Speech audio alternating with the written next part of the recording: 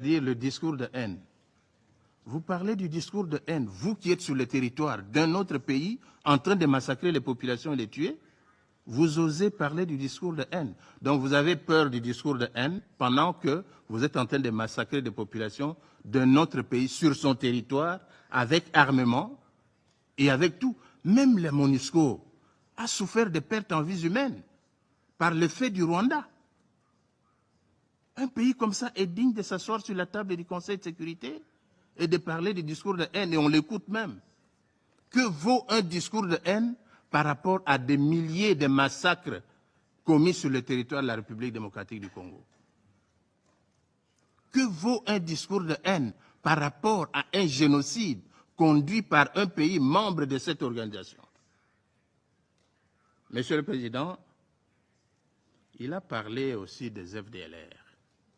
Mais qui sont les FDLR? Ce sont des Rwandais. Organisez un dialogue inter-rwandais. Discutez entre vous. Vous n'avez même pas de démocratie chez vous. La démocratie n'existe pas au Rwanda. Tous les opposants rwandais sont en dehors du Rwanda. Quand ils sont à l'intérieur, ils sont tués et assassinés.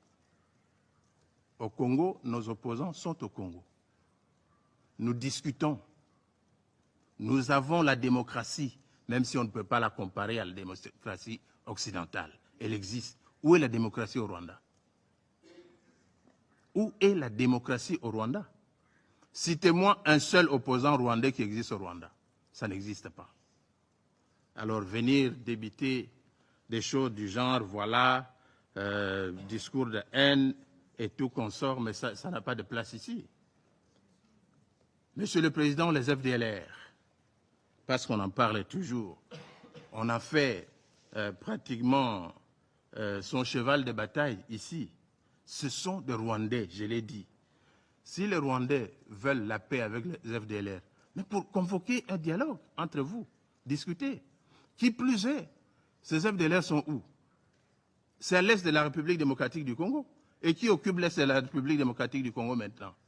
C'est le Rwanda et le M23.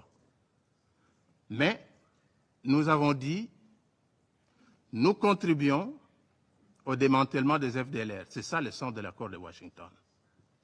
Tout simplement parce que nous voulons la paix. Mais qu'on ne vienne pas nous débiter ici des choses du genre comme si, à la base de toute cette insécurité, c'est les FDLR. C'est faux, archi faux. C'est l'exploitation des minerais du Congo. On ne va pas s'en départir, nous l'avons dit plusieurs fois. Nous considérons que les graves violations des droits de l'homme qui se commettent à l'est de la République démocratique du Congo sont le fait du Rwanda. C'est un pays agresseur.